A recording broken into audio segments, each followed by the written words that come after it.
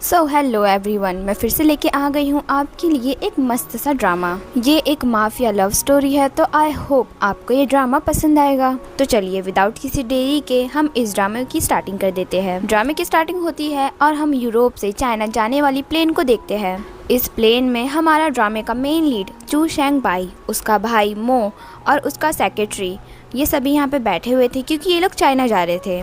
तभी उसका भाई मो यहाँ पे अपने भाई से पूछता है कि भाई आपको किस तरीके की लड़की पसंद है, क्योंकि इतने साल हो गए मैंने कभी भी आपके साथ कोई भी लड़की नहीं देखी है। चू शेंग बाई यहाँ पे अपना टाइप बता ही रहा होता है कि तभी उसकी नज़र हमारी फीमेल लीड यान यान पे जाती है। यान यान जो कि वो भी यहाँ पे यूरोप से चाइना वापस जा रही थी अपने दोस्त से मिलने के लिए, बट उसे यहाँ पे विंडो वाली सीट मिली थी और उसे हाइट से बहुत ज़्यादा डर लगता है। वो फ्लाइट अटेंडेंट को भी इसके बारे में बताती है, कहती है कि प्लीज़ मेरी सीट चेंज करा दीजिएगा। अब यहाँ पर कोई भी सीट खाली तो थी ही नहीं, तो फ्लाइट अटेंडेंट उसे फर्स्ट क्लास सेक्शन पे लेके आ जाती है जहाँ पे हमारा मेन लीड बैठा हुआ था। अब उसके बगल वाली सीट यहाँ पे खाली थी, तो फ्लाइट अटेंडेंट यान यान को यहाँ पे बैठने का बोल के यहाँ से चली जाती है। अब यान यान की नज़र यहाँ पे हमारे मेन लीड पे जाती है, तो वो यहाँ पे हैरान हो जाती है। फ्लैशबैक में हमें यहाँ पे दिखाया जाता है कि जब वो यहाँ पे अपनी बुक्स लेके अपने फ्लैट जा रही होती है, तभी उसके पर्स को यहाँ पे एक चोर चुरा लेता है। उस पर्स में उसका आई कार्ड मतलब सारी आइडेंटिटी थी चाइना की।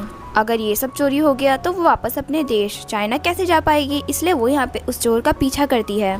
उस चोर को रुकवाती है, उससे अपना पर्स मांगती है, लेकिन वो चोर तो यहाँ पर उसी पे भारी पड़ने लग जाता है। और तभी यहाँ पे एंट्री होती है हमारे हीरो की, जो कि यहाँ पे उस चोर से यान यान के पर्स को ले लेता है।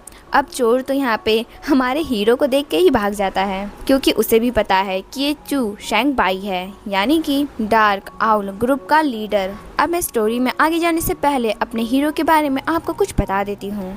हमारा जो हीरो है वो एक माफिया ग्रुप का लीडर है, यानी उसका बॉस है, और उस ग्रुप का नाम है डार्क आउल। इस ग्रुप को सभी लोग यूरोप में जानते हैं। इस ग्रुप के नाम से ही बहुत सारी बिल्डिंग, हॉस्पिटल और होटल्स हैं, जो कि सब हमारे हीरो के अंडर आते हैं। तो ऑफ कोर्स सी बात है, सभी लोग यहाँ पे उसे जानते ही होंगे, इसीलिए कोई भी यहाँ पे उनसे पंगे लेने की कोशिश नहीं करता है। अब हमारी यान यान को तो इसके बारे में नहीं पता था, क्योंकि वो तो पहली बार ही यहाँ पे यूरोप आई थी, तो उसे यहाँ पे इस ग्रुप के बारे में ज़्यादा कुछ नहीं पता था। हाँ, बस उसने सुना था, बट उसने कभी भी ग्रुप के लीडर को नहीं देखा, तो वो यहाँ पे उसे नहीं पहचान पाती। चू शेंग बाई भी उसका पर्स उसे देख के यहाँ पे चुपचाप चला जाता है। यान यान को तो यहाँ पे उसे थैंक्स बोलने का मौका भी नहीं मिलता। खैर बैक टू स्टोरी, यहाँ पे दोनों ही एक दूसरे को देख के हैरान थे। अब यान यान अपनी सीट पे यहाँ पे बैठने ही वाली होती है कि तभी उसका बैलेंस बिगड़ता है और वो हमारे चू शेंग के ऊपर गिर जाती है।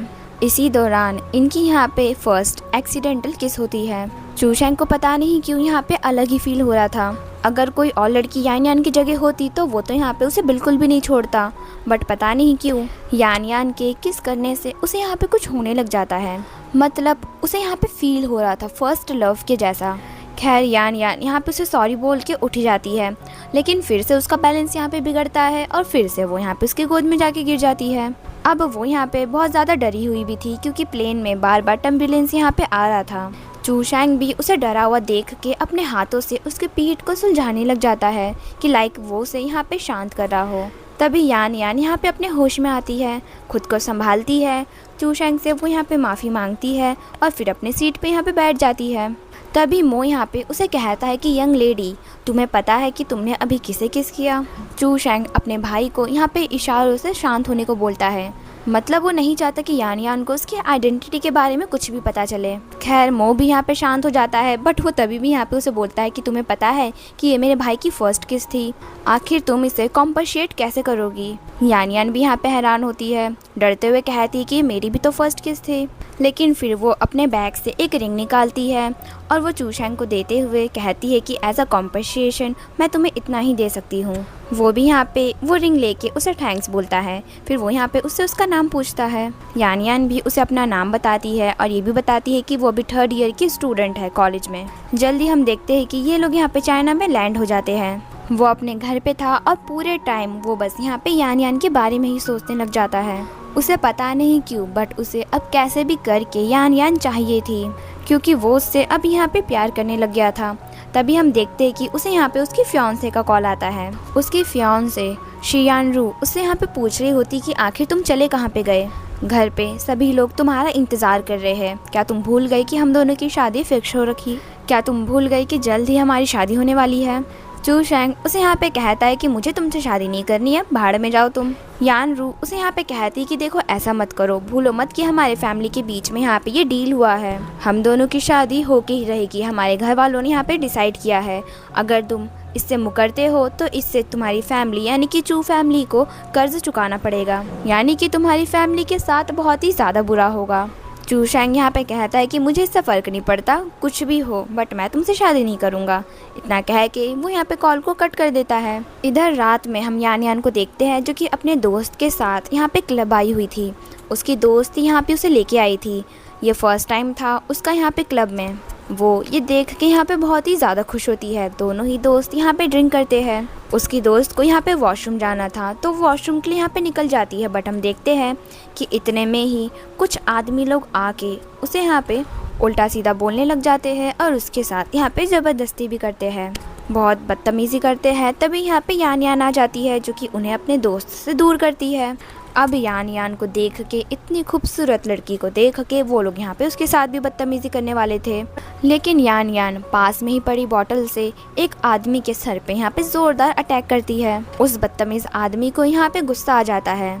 वो उसे कहता है कि तुमने आखिर मुझे मारा कैसे, मैं तुम्हें छोड़ूंगा नहीं। यान यान यहाँ से भागती है, लेकिन वो आदमी अपने पैर को बीच में लेके आ जाता है जिससे कि यान यान यहाँ पे गिरने लग जाती है। अब इससे पहले कि वो यहाँ पे टूटे हुए कांच के ऊपर गिरती, तभी यहाँ पे हमारा हीरो आ जाता है यानी कि चू शैंग आ जाता है, जो कि यहाँ पे उसे गिरने से बचाता है और उसे अपने गोद में ही उठा लेता है। अब यहाँ पे इन्वायरमेंट एकदम स्टॉप हो चुका था उन दोनों के लिए ही। तभी यहाँ पे चू शैंग अचानक से उससे पूछता है कि क्या तुम ठीक हो, तुम्हें कहीं पे लगी तो नहीं।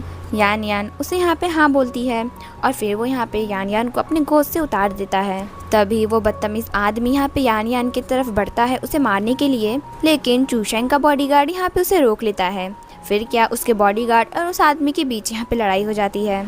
उसका बॉडीगार्ड उस आदमी को, साथ ही उसके पंटर लोगों को बहुत ज़्यादा पीटता है। चू शैंग यान यान के कान को यहाँ पे बंद कर देता है क्योंकि उसे लग रहा था कि यान यान के लिए ये बहुत ही ज़्यादा खतरनाक है। वो अगर ये सब देखेगी तो शायद वो डर जाए और उसे यहाँ पे बुरे सपने भी आ सकते हैं। खैर तभी यहाँ पे यान यान को अपने दोस्त का याद आता है। वो तुरंत उसके पास जाती है, कहती है कि देखो तुम्हारे पैर में तो यहाँ पे चोट लगी है, चलो मैं तुम्हें हॉस्पिटल छोड़ दूँ। लेकिन उसकी दोस्त यहाँ पे उसे रोकती है। असल में उसके फ्रेंड ने भी यहाँ पे नोटिस कर लिया था कि कैसे चू शैंग ने यहाँ पे यान यान को गोद में उठाया था। उसे यहाँ पे लगता है कि ज़रूर इन दोनों के बीच में कुछ तो है, लेकिन ये दोनों ही एक दूसरे को बोलने से यहाँ पे डर रहे हैं। इसीलिए अब वो यहाँ पे इन दोनों की बात को आगे बढ़ाने के लिए यान यान को कहती है कि मैं अकेले चली जाऊँगी। फिर वो यहाँ पे उसे चू शैंग के पास लेके आती है और उसे कहती है कि देखो मेरी दोस्त ड्रंक है, उसने यहाँ पे थोड़ी सी ड्रिंक पी थी, तो क्या प्लीज़ तुम उसे यहाँ पे घर तक छोड़ दोगे। यान यान अपने दोस्त को यहाँ पे मना कर रही होती है। वो उसे कहती कि मेरा दोस्त नहीं है और मैं खुद अपने घर चली जाऊंगी, लेकिन उसकी दोस्त यहाँ पे उसकी बिल्कुल भी नहीं सुनती। कहती है देखो रात हो गई है, लड़कियों का रात को बाहर निकलना अच्छा नहीं है, तो फिर ये तुम्हें घर छोड़ देगा। इतना कह के वो यहाँ पे खुद अकेले निकल जाती है। यान यान चू शैंग को यहाँ पे थैंक्स बोलती है अभी जो उसने यहाँ पे उसकी हेल्प करी। तभी हम देखते हैं कि उसे यहाँ पे धीरे धीरे जो उसने वाइन पी थी उसका असर यहाँ पे होने लग जाता है। वो यहाँ पे बेहोश हो जाती है, लेकिन इससे पहले कि वो यहाँ पे गिरती, चू शैंग उसे यहाँ पे अपने गोद में उठा लेता है। फिर वो यहाँ पे उसे अपने घर पे लेके आता है। यान यान जो कि यहाँ पे पूरे ही नशे में थी, वो यहाँ पे उसे अजीब ही नज़रों से घूरने लग जाती है कि लाइक वो उसका यहाँ पे BF हो। चू शैंग भी उसे यहाँ पे कहता है कि देखो मुझे ऐसे मत घूरो, नहीं तो मैं फिर तुम्हें किस कर लूँगा। वो यहाँ पे उसे एक स्माइल देती है और खुद ही यहाँ पे उसे किस कर लेती है। चू शैंग को पता है कि ये नशे में है, तो वो यहाँ पे उसे रोकने की कोशिश करता है, लेकिन यान यान यहाँ पे नहीं रुकती। फिर क्या, वो भी अपना कंट्रोल यहाँ पे खो देता है और फिर दोनों के बीच में यहाँ पे रोमांस स्टार्ट हो जाता है। अगले दिन हम देखते हैं जहाँ पे जब यान यान होश में आती है तो वो यहाँ पे चू शैंग को अपने क्लोज देख के बहुत ही ज़्यादा हैरान होती है। जब उसे पता चलता है कि दोनों के बीच सब कुछ हो चुका है तो वो यहाँ पे बहुत ज़्यादा हैरान होती है। चू शैंग उसे यहाँ पे कहता है कि देखो स्टार्टिंग तुमने ही की थी। यान यान यहाँ पे डरते हुए एक्सेप्ट करती है कि हाँ मैं ड्रंक थी, क्या तुम चाहते हो कि मैं इसकी रिस्पॉन्सिबिलिटी लूँ। चू शैंग यहाँ पे उसके पैर को पकड़ के उसे यहाँ पे अपने क्लोज खींचता है और उससे यहाँ पे पूछता है कि क्या तुम मुझे पसंद करती हो। यान यान जो कि यहाँ पे शर्माते हुए उसे हाँ बोलती है। वो कहता है कि पहले तो मैं तुम्हें धीरे धीरे चेस करने वाला था, बट अब मुझे लगता है कि मुझे ऐसा करने की ज़रूरत ही नहीं है। इतना कहते ही वो यहाँ पे उसे किस कर लेता है। इसी के साथ इनकी यहाँ पे लव स्टोरी स्टार्ट हो जाती है। दोनों ही एक दूसरे को डेटिंग करना स्टार्ट कर देते हैं। मोस्टली अपना टाइम यहाँ पे दोनों एक दूसरे के साथ स्पेंड करते हैं, खाना बनाते हैं, अलग अलग डेट्स पे जाते हैं और बहुत ही ज़्यादा इंजॉय करते हैं। इन्हीं बीच में हमें यहाँ पे पता चलता है कि चूशैंग ने अभी तक उसे यहाँ पे अपनी आइडेंटिटी के बारे में नहीं बताया है। उसने तो यहाँ पे कुछ अपनी अलग ही आइडेंटिटी बता के उसे इंट्रोड्यूस किया था कि लाइक उसने यहाँ पे बताया था कि मैं एक लॉयर हूँ और मेरा नाम रॉबिन है। यान यान ने भी उसकी बातों में यहाँ पे आसानी से बिलीव कर लिया था। खैर तभी हम देखते हैं कि एक दिन मो यहाँ पे अपने भाई के पास आता है और कहता है कि भाई एक मुसीबत आ चुकी है। शियान फैमिली ने हमारी फैमिली यानी कि चू फैमिली को धमकी दी है। कहा है कि अगर तुम वापस नहीं जाते हो और उनकी बेटी शियान रू से शादी नहीं करते हो तो वो लड़ाई स्टार्ट कर देंगे, यानी कि हमारी फैमिली के बीच में और उनकी फैमिली के बीच में यहाँ पे एक वॉर स्टार्ट हो जाएगा। मुझे पता है कि आपको किसी भी चीज़ से डर नहीं लगता है, बट अंकल की तबीयत ठीक नहीं है, वो अपने पैरों पे खड़े नहीं हो सकते हैं। अगर लड़ाई होती है तो इससे बहुत ही ज़्यादा प्रॉब्लम होगी। चूशैंग उसे यहाँ पे कहता है कि देखो मैं कोई ना कोई रास्ता निकाल लूँगा, तुम फिक्र मत करो। और हाँ याद रखना यांग यांग अभी घर आने वाली है, उसे नहीं पता कि मैं आखिर हूँ कौन और उसे पता भी मत चलने देना। इतना कह के वो यहाँ से चला जाता है। बाहर ही हम यान यान को देखते हैं जो कि यहाँ पे घर ही आ चुकी थी लगभग, बट उसे यहाँ पे उल्टी जैसा फील होता है। वो यहाँ पे मन ही मन सोचने लग जाती है कि कहीं वो प्रेग्नेंट तो नहीं है। और तभी यहाँ पे घर से बाहर निकलता है चूशैंग जो कि यहाँ पे उसे परेशान देके पूछता है कि आखिर तुम्हें हुआ क्या। यान यान कहती कि कुछ नहीं, बस मेरा आज का दिन अच्छा नहीं था। बट हम देखते हैं कि वो यहाँ पे मन ही मन सोच के बहुत ही ज़्यादा खुश हो रही थी। वो पहले यहाँ पे डिसाइड करती है कि वो पहले चेक करके कंफर्म करेगी। अगर वो प्रेग्नेंट हुई तब तो उनके लिए ये बहुत अच्छी बात है। एक तरीके से उनकी फैमिली यहाँ पे कंप्लीट हो जाएगी। ये दोनों ही यहाँ पे एक दूसरे को हक करते हैं। तभी यहाँ पे चूशैंग की नज़र एक कार के पास जाती है जिसके कि अंदर यहाँ पे शियान रू बैठी हुई थी, यानी कि उसे यहाँ पे उसके जगह के बारे में पता चल गया था कि वो कहाँ पे रुका हुआ है। वो भी ये देख के बहुत ही ज़्यादा हैरान होता है। यान यान जब उसे हैरान देखती है तो उसे पूछती है कि आखिर तुम्हें हुआ क्या अचानक से। वो कहता है कि कुछ नहीं, बस मुझे भूख लगी है, तो चलो अंदर जाके हम डिनर कर लेते हैं। दोनों ही यहाँ पे घर के अंदर चले जाते हैं। रात को हम देखते हैं कि जब यान यान यहाँ पे सो रही होती है तो वो यहाँ पे शियान राव से मिलने के लिए आता है। शियान राव जो कि यहाँ पे उसे कहती है कि तुमने वॉर के बारे में तो सुन ही लिया होगा, मैं नहीं चाहती कि वॉर स्टार्ट हो, तो चलो वापस यूरोप चलते हैं और दोनों मिलकर शादी कर लेते हैं। चूशैंग उसे यहाँ पे कहता है कि इम्पॉसिबल है, मैं तुमसे कभी भी शादी नहीं करूँगा। वो यहाँ पे गुस्से में कहती है कि कहीं ये उसी लड़की की वजह से तो नहीं है जिसे कि तुमने मॉर्निंग में हक किया था। देखो अगर वो तुम्हारी प्ले थिंग है, तुम उसके साथ खेल रहे हो, तो मैं तुम्हें माफ़ कर दूँगी, मुझे इससे फ़र्क नहीं पड़ेगा, पर तब तक जब तक कि तुम मेरे से शादी न कर लो। वो यहाँ पे उसे गुस्से में कहता है कि देखो उसका नाम अपने इस गंदे मुंह से निकाल मत लेना, वो एक लड़की है जिसे कि मैं पसंद करता हूँ और फ्यूचर में मैं उसी से शादी करूँगा। शियान राव जब ये सुनती है तो उसे यहाँ पे बहुत ज़्यादा गुस्सा आ जाता है। वो यहाँ पे उसे कहती है कि तुम अपने घर के एक लौते लड़के हो, तुम्हें क्या लगता है कि अंकल चू को अगर इसके बारे में पता चलेगा तो वो शांत बैठेंगे। वैसे भी मैंने तुम्हें ढूंढ लिया है तो अंकल चू भी तुम्हें जल्द ही ढूंढ लेंगे, और अगर उन्हें इसके बारे में पता चला कि तुम किसी और लड़की के साथ हो तो तुम्हें क्या लगता है कि अंकल चू उस लड़की को जिंदा छोड़ देंगे।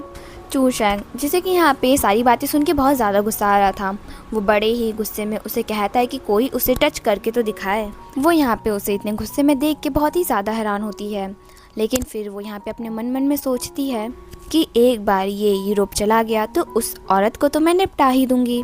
वो उसे कहती है कि देखो गुस्सा मत करो, शांत हो जाओ, अगर तुम्हें मेरे से शादी नहीं करनी है तो ठीक है, बट कम से कम घर जाके इसके बारे में सबको बता दो और ये जो वॉर वाली मैटर है उसे सॉल्व कर लो।